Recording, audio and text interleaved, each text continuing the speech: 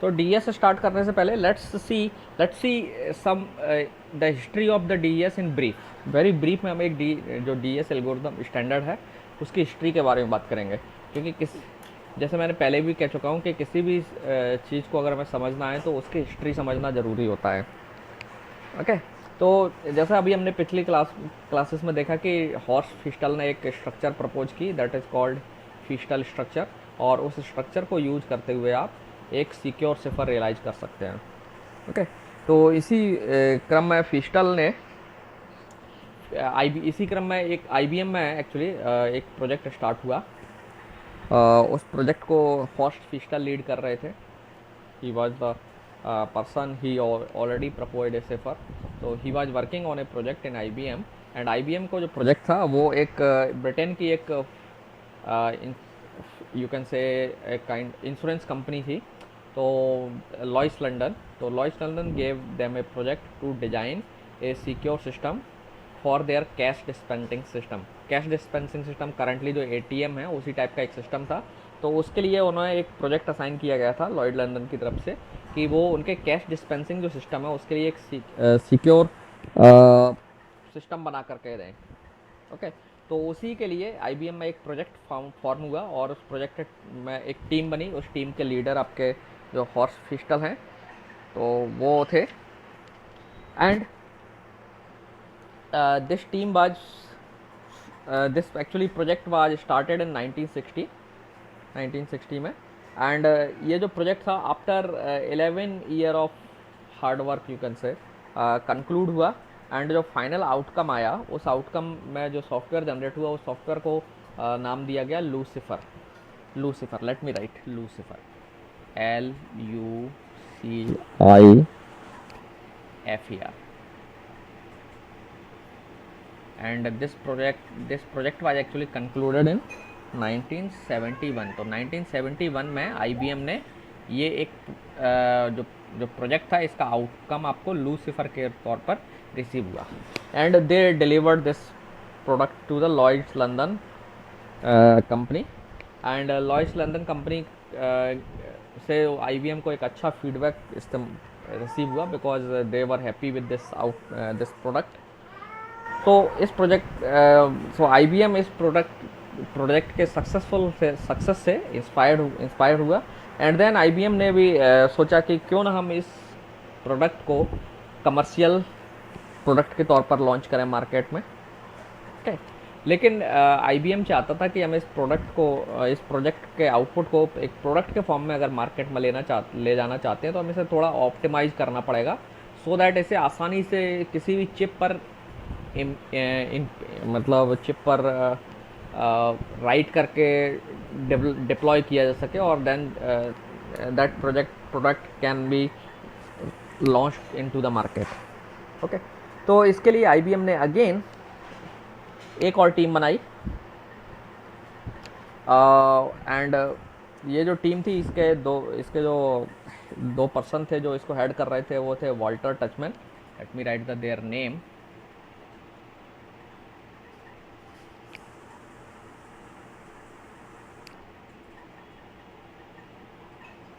And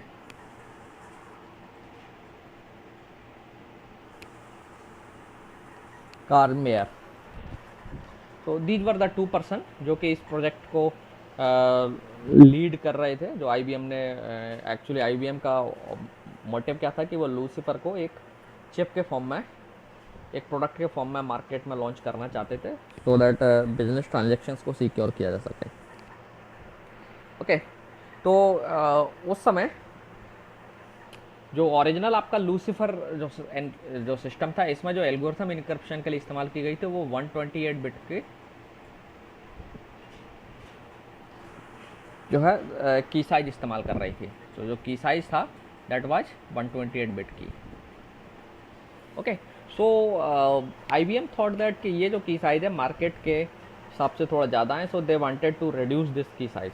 तो ये जो नया प्रोजेक्ट था इसमें जो टीम थी उसके सामने चैलेंज था कि वो इस लूसीफर प्रोजेक्ट को किस तरीके से मॉडिफाई करें कि की का साइज रिड्यूस हो जाए। ओके, क्योंकि उस टाइम पर बहुत ज़्यादा कंप्यूटिंग पावर अवेलेबल नहीं था. So you may think of that smaller की size will be safe. And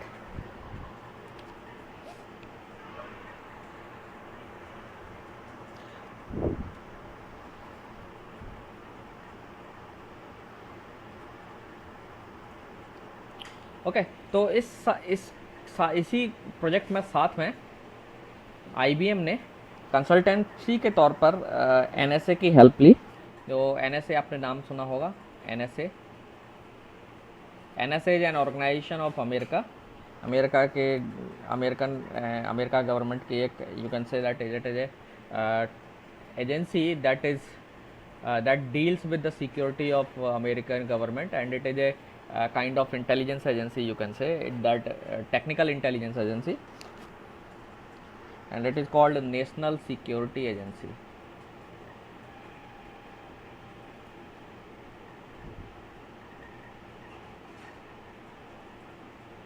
So this agency was involved as a consultant with this project. ये जो प्रोजेक्ट जो IBM ने स्टार्ट किया, तो NSA was involved as a consultant in this project, or they actually gave lot of feedback to design a final product. Okay, so Lucifer ये जो ये जो टीम थी, इसके एफर्ट के बाद lot of effort के बाद they came up with another algorithm. Again, you can say that better version of Lucifer, that uses the key size of 56 bit key size, and this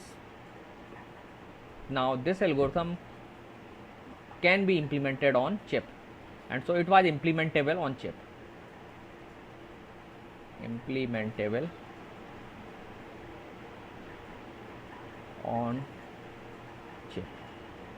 ठीक है.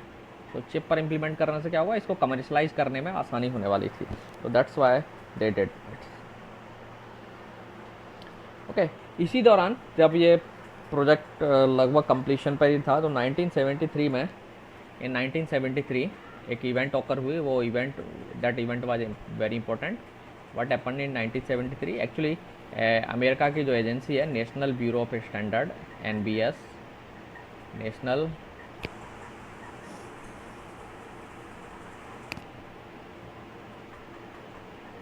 Bureau of standard,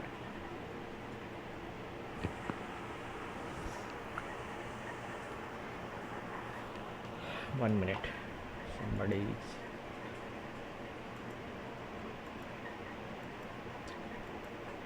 So this was the national this was a agency, and it is called NBS, जो कि standardisation करती थी. So NBS ने एक request for proposal launch किया. तो एक्चुअली क्या था कि NBS was looking for a national encryption standard. American government के लिए एक अमेरिकन गवर्नमेंट की एजेंसी है, and it was looking for a national encryption standard. और it was actually this standard was named as data encryption standard. Okay, so they were looking for having a data information processing standard that can secure the information. तो standard को उन्होंने नाम रखा था, that was DES, data encryption standard. Data encryption standard. Okay, so NBS was actually looking for a national level standard that can be used for data encryption. Okay, data के encryption के लिए. So that America जब ये they wanted to have this standard so that financial जितने भी transactions थे या financial institutions थी, they can use this standard to safeguard their data and data communication actually. Okay, so this team also submitted the Lucifer, that was modified version, जो कि इन्होंने 56 bit में reduce कर दिया था. तो इसी जो this was actually a request for proposal, means it is a kind of competition जिसमें people need to submit their algorithms, then NBS will scrutinize this algorithm, and then एक strong जो सबसे बेस्ट एल्गोरिथम होगी उसको select कर लेंगे data encryption standard के तौर पर, and that will be used through out the country for securing the confidential or very important data with the help of encryption. Okay, so this Lucifer, or that means this modified Lucifer was submitted to against this proposal. So जो request for proposal RFP आया था, तो against that RFP Lucifer was submitted.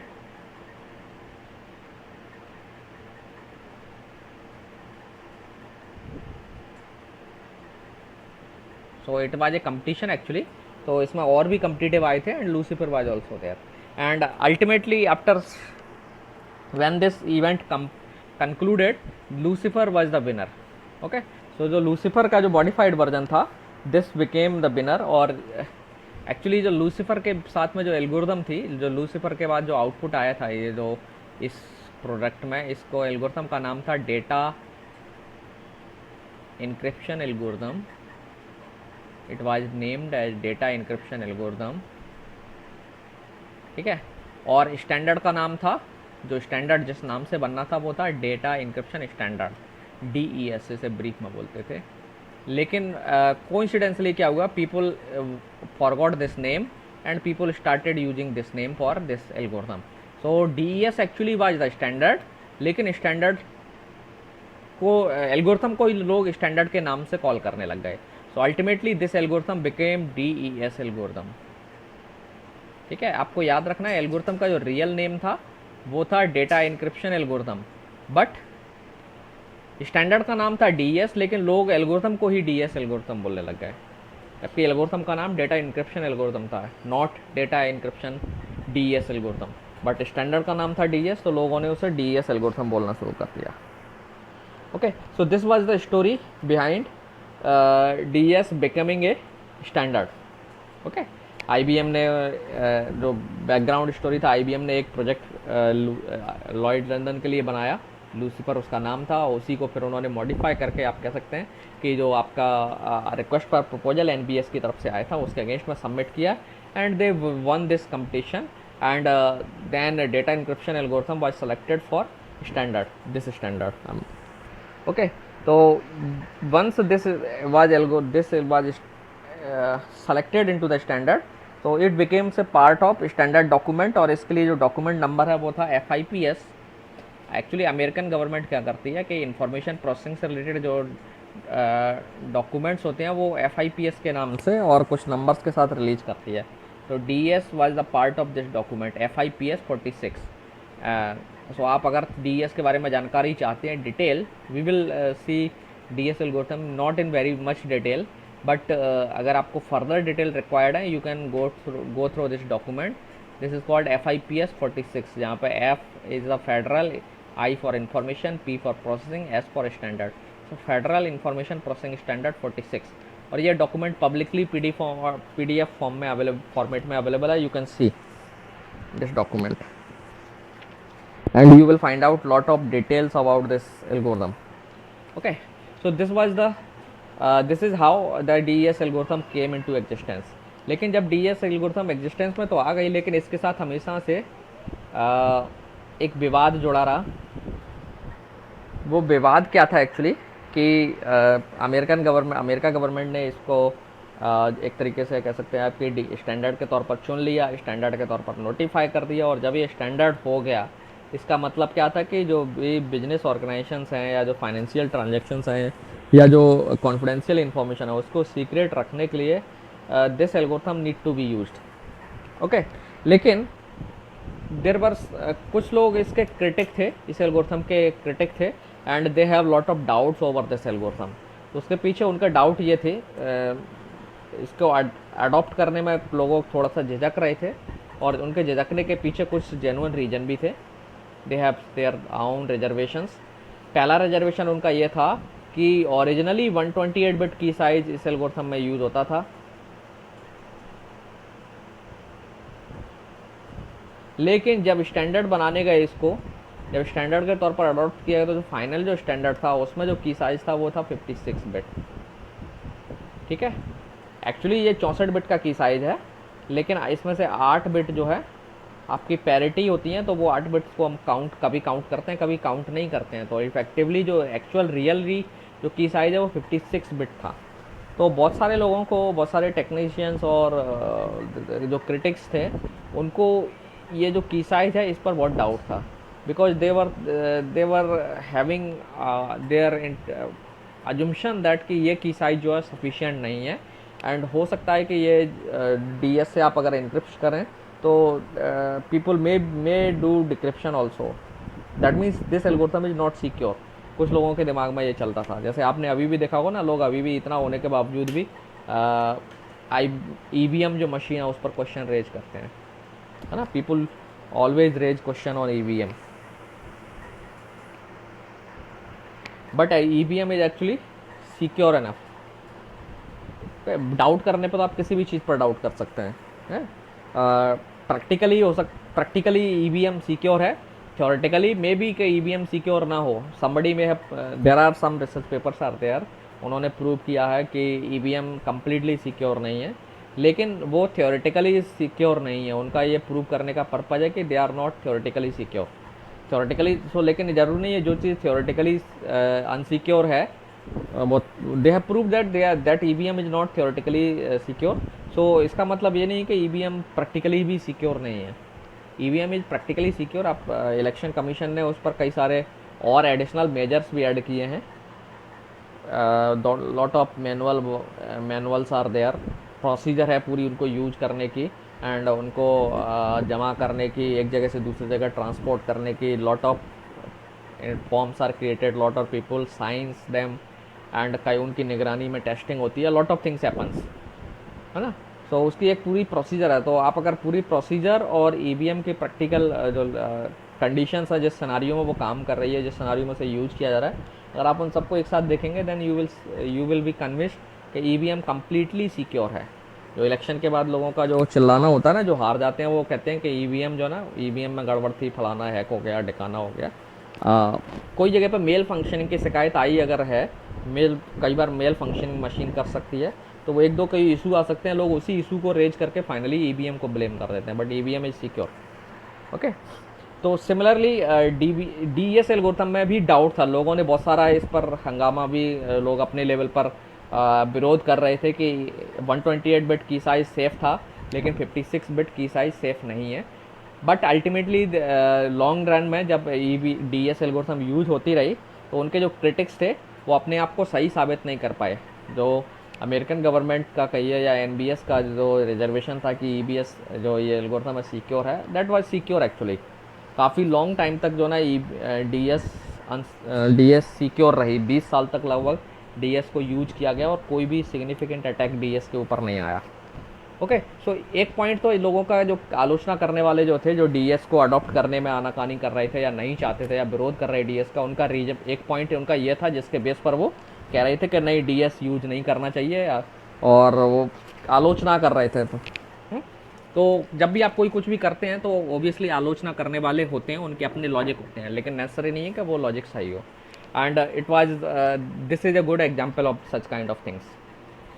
दूसरा लोगों का reservation था या issue था, जो क्रिटिक्स थे, एक पॉइंट तो इनका ये था, दूसरा पॉइंट उनमें ये था कि चूँकि NSA इसमें इन्वॉल्व था, और NSA अमेरिकन गवर्नमेंट की एक इंटेलिजेंस विंग है एक तरीके से, तो NSA जो है ना, इसमें की साइज़ रिड्यूस करने में उन्होंने हेल्प किया है, और एस बॉक्सेस एक्चुअली इस एल्गोरिथम में इस्तेमाल होते हैं, और एस बॉक्सेस के डिज़ाइन में NSA इन्वॉल्व था, और उनके डिज़ाइन को पब्लिक नहीं किया गया था।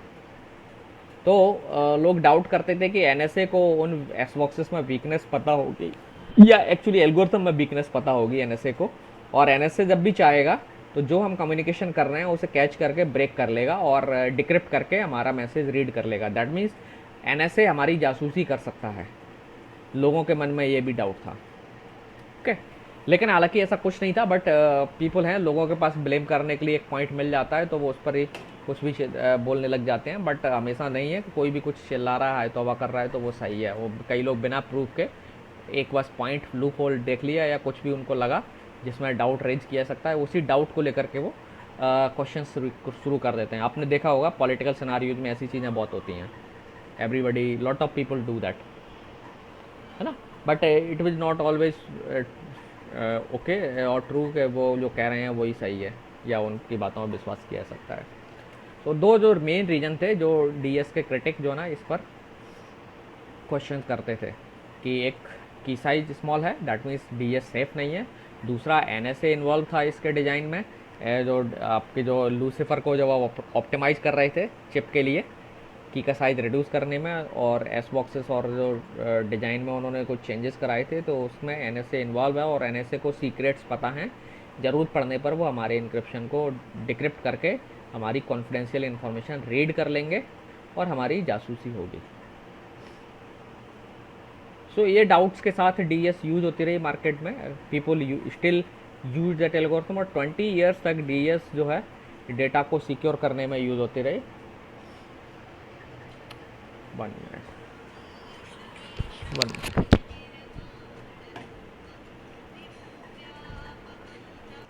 ओके, तो शुरू करते हैं हम लोग फिर से डीएस एल्गोरिथम की हिस्ट्री से। तो जैसा कि मैंने आपको बताया था कि हॉर्स्ट फिस्टल ने फिस्टल सिफर डेवलप किया, and after developing Feistel cipher actually Horst Feistel was working in that time IBM. So IBM ने 1960 में एक प्रोजेक्ट स्टार्ट किया, एंड वो प्रोजेक्ट एक्चुअली आईबीएम को, जो लॉयड्स लंदन है, एक फाइनेंशियल ऑर्गेनाइजेशन है ब्रिटेन का, LLOYD, लॉयड्स ऑफ लंदन। तो ये जो ऑर्गेनाइजेशन है काफ़ी बड़ी कंपनी थी। तो इसने actually they developed A cash dispensing system. आप जानते हैं एटीएम टाइप का, यहाँ पर कैश लोगों को दिया जा सकता है। सो कैश डिस्पेंसिंग सिस्टम इनके पास था। तो ये इस कैश डिस्पेंसिंग सिस्टम को सिक्योर करना चाहते थे, तो इसके लिए इन्होंने आईबीएम को एक प्रोजेक्ट असाइन किया, और आईबीएम ने 1960 में हॉर्स्ट फिस्टल, एच जो फिस्टल थे, उनके लीडरशिप में एक प्रोजेक्ट स्टार्ट किया टू डेवलप ए सिस्टम, और यू कैन से दैट एक इनक्रिप्शन सिस्टम और सॉफ्टवेयर जो कि इस कैश डिस्पेंसिंग सिस्टम को सिक्योर कर पाए। ओके, तो ये जो प्रोजेक्ट है, this project was concluded in 1971। in 1971, after you can say 11 years, after 11 years after,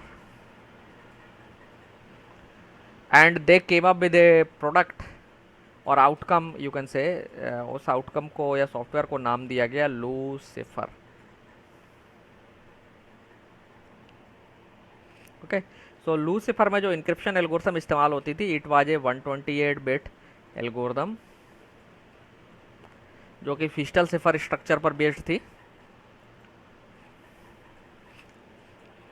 okay, तो लूसीफर जो प्रोडक्ट है, it was delivered to Lloyds London, and Lloyds London ने यूज करने के बाद एक अच्छा फीडबैक आईबीएम को दिया। That means Lloyds London were happy with that product, and so IBM got motivated, and IBM ने सोचा कि क्यों ना हम इस प्रोडक्ट को एक कमर्शियल प्रोडक्ट में कन्वर्ट कर दें। लेकिन कमर्शियल प्रोडक्ट के लिए नेसेसरी था कि इसे वो एक चिप पर इम्प्लीमेंट कर पाएँ। तो चूँकि लूसीफर जो है ना इस तरीके से डिज़ाइन नहीं किया गया था कि उसे चिप पर एम्बेड किया जा सके, लेकिन मार्केट में प्रोडक्ट को लेकर के आने के लिए ज़रूरी था कि इसे चिप पर एम्बेड किया जा सके। तो आईबीएम ने इसके लिए एक अगेन अनदर जो है ना प्रोजेक्ट शुरू किया, और उसके जो लीडर थे there were 2 people, Walter टचमैन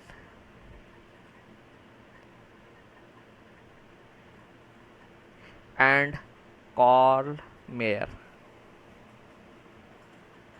in 2 person की लीडरशिप में एक प्रोजेक्ट उन्होंने स्टार्ट किया, और उस प्रोजेक्ट का ऑब्जेक्टिव था कि लूसीफर को ऑप्टिमाइज किया जाए सो दैट इसे आसानी से चिप पर इम्प्लीमेंट किया सके। तो इसके लिए उन्होंने एनएसए, अमेरिका की एक एजेंसी है, national security agency, it is a intelligence organisation. And NSA को इन्होंने एज ए कंसल्टेंट अपने साथ लिया, and that means NSA was a consultant in this project, and NSA give lot of inputs to optimise this algorithm. Okay, and optimisation में उनका motive क्या था कि इसे चिप पर इम्प्लीमेंट किया सके। सो चिप पर इम्प्लीमेंट करने के लिए ज़रूरी है कि आपकी एल्गोरिथम लाइट वेट हो जाए, और लाइट वेट हो जाए और स्मॉल की साइज सपोर्ट करे। तो अल्टीमेटली इस जो टीम है इसके इन्होंने आउटकम के तौर पर एक एल्गोरिथम डेवलप की, and that algorithm uses 56 bit की साइज। एक्चुअली ये जो एल्गोरिथम है 64 बिट का की साइज यूज़ करती है, लेकिन उसमें से 64 में से 8 बिट जो है ना पैरिटी बिट होती हैं, तो मुझे कभी काउंट करते हैं कभी नहीं काउंट करते हैं। तो 64 बिट का की size sometimes we will say, लेकिन effectively it was A 56 bit की। तो ये जो एल्गोरिथम है वो 56 बिट का की साइज इस्तेमाल करती थी, और इसे सिंगल चिप पर आसानी से इम्प्लीमेंट किया सकता था। ओके, इसी ड्यूरेशन में एनबीएस, जो कि अमेरिका के लिए स्टैंडर्ड्स बनाती है, नेशनल ब्यूरो ऑफ स्टैंडर्ड्स, तो एनबीएस ने एक रिक्वेस्ट फॉर प्रपोजल निकाला, आरएफपी, रिक्वेस्ट फॉर प्रपोजल। तो आरएफपी में जो है ना दे वर लुकिंग फॉर, एक्चुअली ये जो प्रपोजल है 1973 में आया, and NBS was actually looking for an algorithm जिससे वो डेटा के इंक्रिप्शन के लिए अमेरिकन स्टैंडर्ड के तौर पर इस्तेमाल कर पाएँ। तो इन्होंने जो आरएफपी निकाला उसमें स्टैंडर्ड को नाम रखा data encryption standard, DES short में, डेटा इंक्रिप्शन स्टैंडर्ड। ओके, तो आईबीएम ने क्या किया, एक्चुअली इस आरएफपी के अगेंस्ट में कई सारे प्रपोजल आए, लेकिन साथ साथ आईबीएम ने भी अपने ये जो आउटपुट था, जो सेकंड जो प्रोजेक्ट उन्होंने जो कमिटी टीम बनाई थी, उन्होंने जो आउटपुट के तौर पर जो एल्गोरिथम डेवलप की, उसको इन्होंने इस प्रपोजल के अगेंस्ट में कंपटीशन में सबमिट किया, and ultimate at finally this algorithm came out as winner.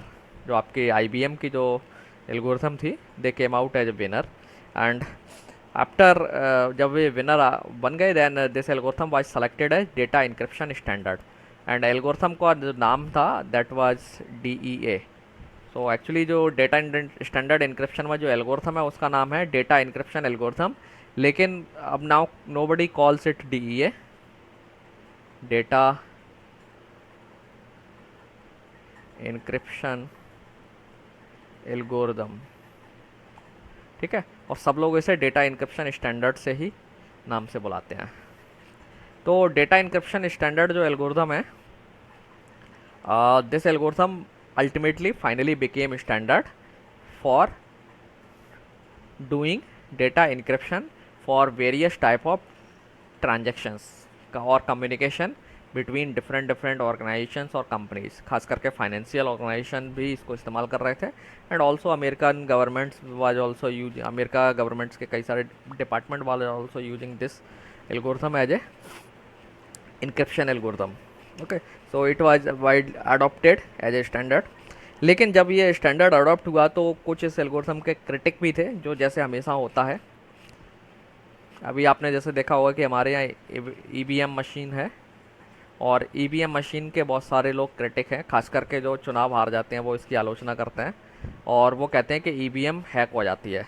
तो एक्चुअली हालांकि इसमें सच्चाई नहीं है, थियोरेटिकली हो सकता है कि ईवीएम हो सकता है हैक हो जाए, लेकिन जो प्रैक्टिकल सिनारियोज हैं जिसमें ईवीएम डिप्लॉय होती है और जिसके साथ मैनुअल प्रोसीजर जुड़ी हुई और कई लोग उसमें इन्वॉल्व हैं, तो उस सिनारियो में ईवीएम सेफ़ है, ठीक है।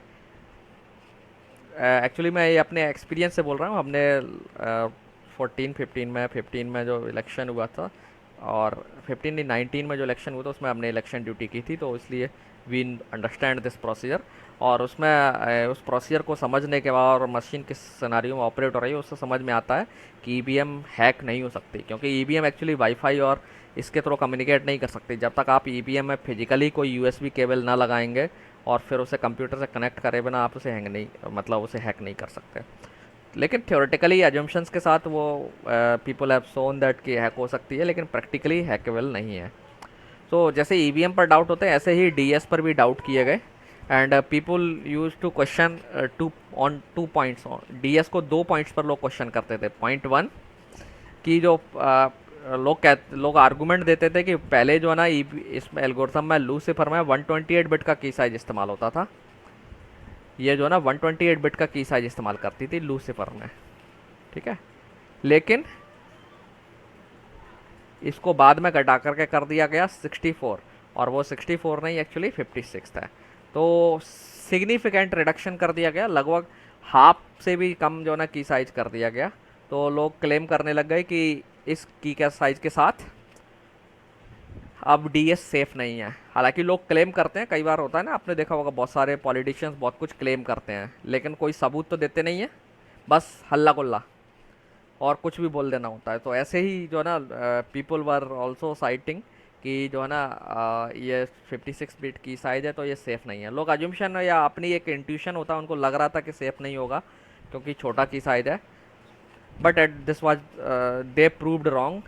20 साल तक डीएस एल्गोरिथम स्टैंडर्ड के तौर पर इस्तेमाल हुई और कोई भी जो है ना उसमें वीकनेस या कोई भी ऐसा अटैक नहीं सामने आया। तो 1 पॉइंट जो रेज करने का था ये था। दूसरा पॉइंट जो उनके डाउट करने का था वो ये था कि वो मानते थे कि एनएसए इसमें इन्वॉल्व है।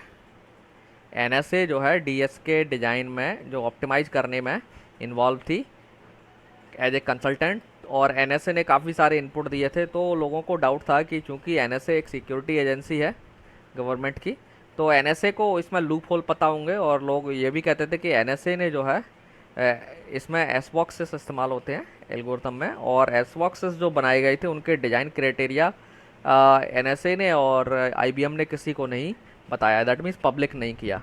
तो लोग मानते थे कि एनएसए को इन एसबॉक्स के डिज़ाइन में फॉल्ट कुछ पता है या वीकनेस पता है, लूप होल्स पता हैं, इसलिए जब चाहे एनएसए किसी भी ट्रांजैक्शन को डिक्रिप्ट करके हमारी इंफॉर्मेशन रीड कर सकता है और उसकी वजह से हमारी सर्विलेंस कह सकते हो या जासूसी की जा सकती है। तो ये जो 2 पॉइंट्स थे जिन पर लोग क्वेश्चन करते थे, हालांकि बाद में लोगों के ये डाउट सब निराधार साबित हुए। एनएसए के पास कोई ऐसा लूप होल नहीं था, और फिर बाद में एसबॉक्स के डिज़ाइन भी पब्लिक में आए, डिज़ाइन क्राइटेरिया पब्लिक में आए, एंड लोगों ने उनको स्क्रूटनी किया। इस एल्गोरिथम को भी काफ़ी लोगों ने स्टडी किया बट कोई भी वीकनेस नहीं मिली। एंड बाद में ये सामने आया कि एक्चुअली एनएसए ने जो इनपुट्स दिए थे वो 2 अटैक्स के अगेंस्ट में दिए थे। Actually there are 2 very powerful attacks that can be launched on encryption algorithms. One is differential crypt analysis. Differential crypt analysis जो कि 1916 के अराउंड में या जो 1970 का जो दशक था उसमें जब ये एल्गोरिथम आई थी, उस समय ये पब्लिक डोमेन में नहीं थे ये एल्गोरिथम। ये जो 2 अटैक्स थे, एकेडमिशियन इन अटैक के बारे में नहीं जानते थे। एक और अटैक है, दूसरा था लीनियर क्रिप्ट एनालिसिस।